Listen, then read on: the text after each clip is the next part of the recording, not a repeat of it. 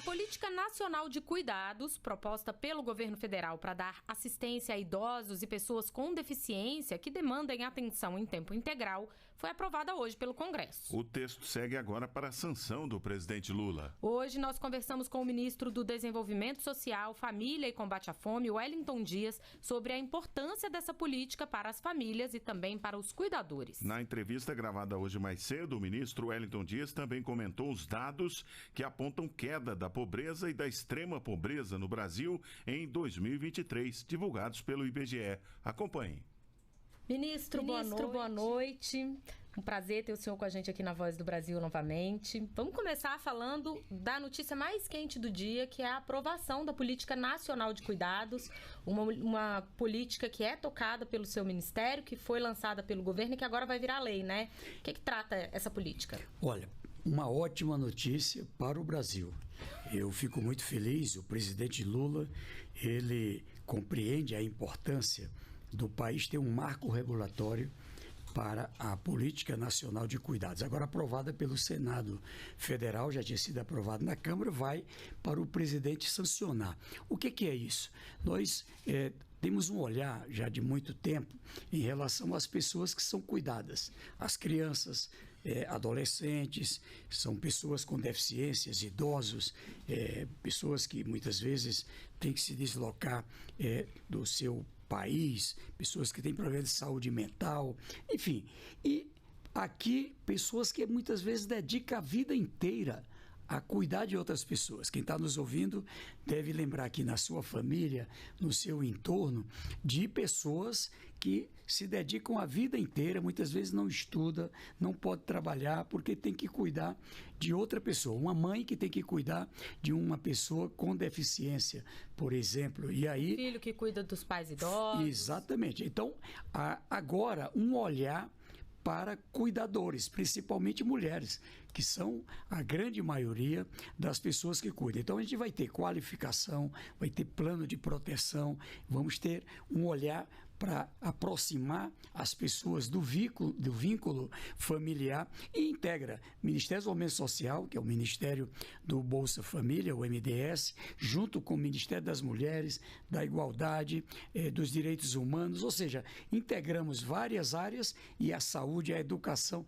todas as áreas agora para implementar a Política Nacional de Cuidados. Agora será lei. E uma das prioridades, né, ministro, é que o atendimento a essas pessoas seja feito na residência, né? Ou seja, o serviço público é que vai até quem precisa nesses casos. Exatamente. Como é que a gente pode garantir que muitas vezes as pessoas terminam colocando um idoso, uma pessoa com deficiência, lá numa unidade de acolhimento, não é? Porque não tem como dar conta, especialmente da atenção profissional. Agora, assistência social, psicólogo, profissionais de saúde, que junto com a ministra Nízia, que o MDS, não é? Junto com todas essas áreas, para garantir o atendimento onde a pessoa vive.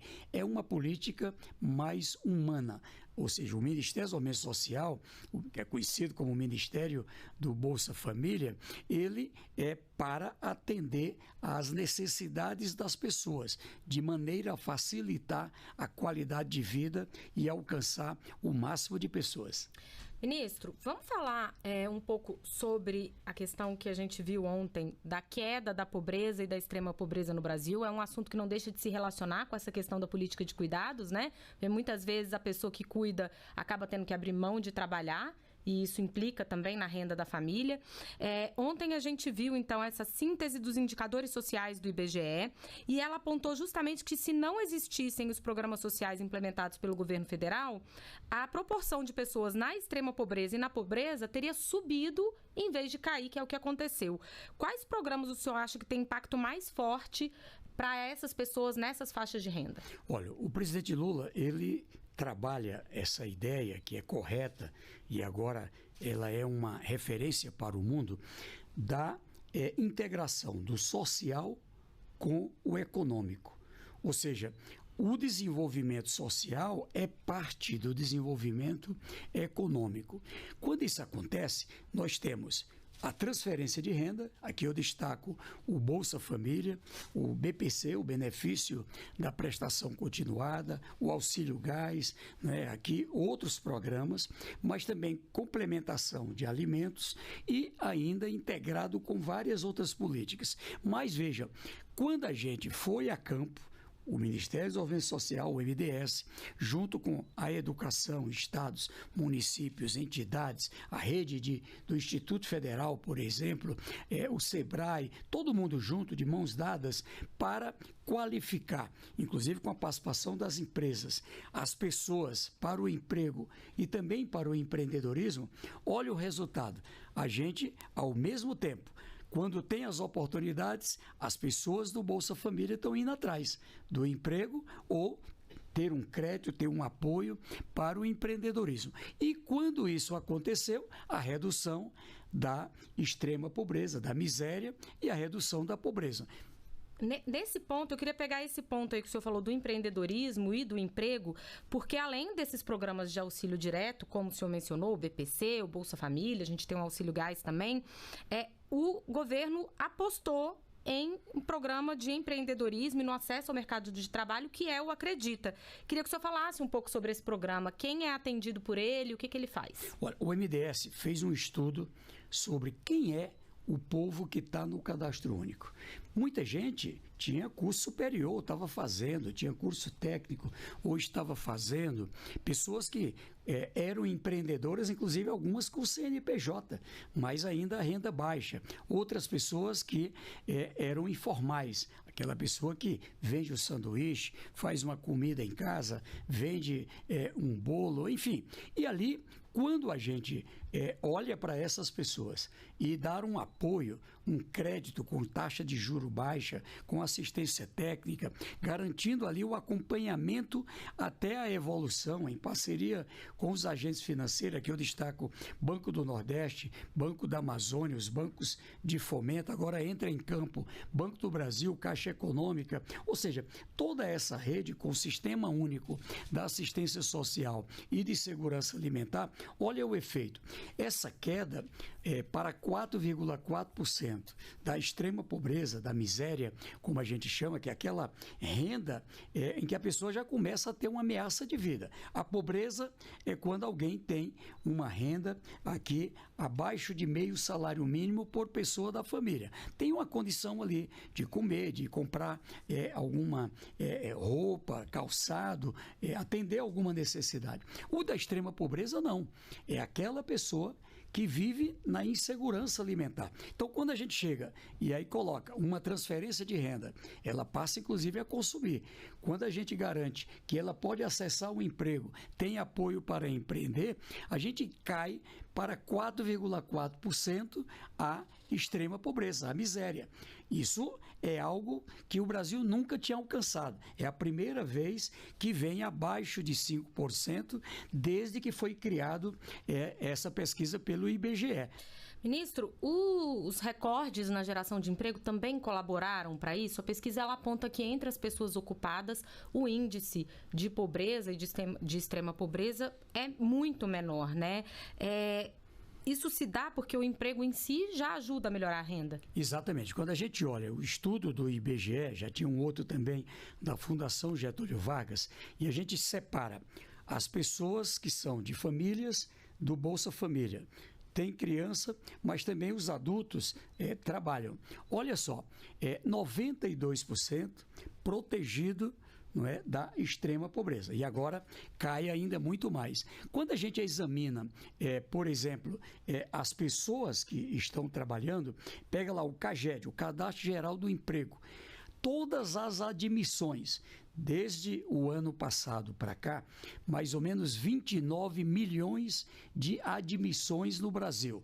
E aí a gente olha, mais de 15 milhões é o povo do Bolsa Família, do Cadastro Único. Essas pessoas melhorando de vida, também contribuindo como trabalhadoras, trabalhadores, uma presença muito forte das mulheres.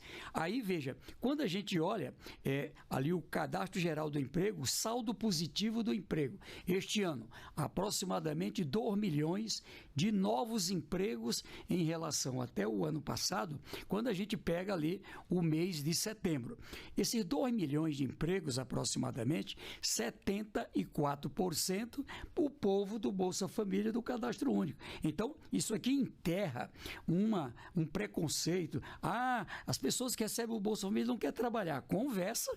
Então, o emprego é para qualquer brasileiro. Quem está indo atrás, 74% é o povo do Bolsa Família do Cadastro Único. O povo quer trabalhar, mas não é escravo.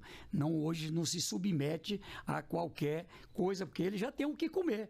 Ele agora quer um trabalho decente, e é isso que quer o nosso governo. Até porque ninguém deixaria de ganhar mais trabalhando para poder ficar dependendo do Bolsa Família. Olha, se a classe média e a classe alta quer crescer, imagina os mais pobres. Esse aqui quer crescer mesmo.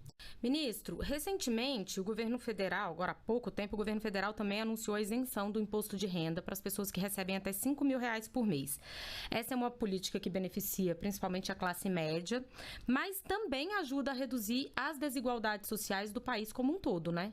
Essa semana, eu digo a você, a gente fica olhando cada coisa que acontece no Brasil. De um lado, a notícia boa, a miséria, a extrema pobreza, reduz ao patamar mais baixo da história, 4,4%. Mas do outro lado, no mesmo dia, a divulgação de uma pesquisa em que o mercado, o pessoal do mercado rejeita o presidente Lula, é contra o presidente Lula, o seu governo. Olha que coisa, aonde a gente chegou. Então, eu digo, o presidente está no caminho certo. Tirar pessoas da pobreza, fazer o país ter ali crescimento econômico. O Brasil está crescendo aí, comandado pelo presidente, o ministro Fernando Haddad, toda a equipe, integrado com o setor privado, garantindo mais oportunidade de emprego. O ano passado, mais empregos, positivo esse ano também, crescendo a renda e crescendo a renda dos mais pobres, para que a gente também possa fazer crescer a classe média. Tem um estudo que o governo pediu, que é para ver o efeito na classe média. E eu digo, nós tivemos, de 2023 para cá, crescimento da classe média, o que é bom. Nós queremos ser um país sem fome, tiramos 24,4 milhões do mapa da fome e vamos fechar 24 aí perto dos 30 milhões. Eu não sei qual é o dado ainda, mas novo sucesso em tirar pessoas da fome. Mas também reduzindo a miséria, reduzindo a pobreza e levando as pessoas para a classe média. Ser um país com uma robusta classe média, porque isso é o que traz estabilidade social e econômica.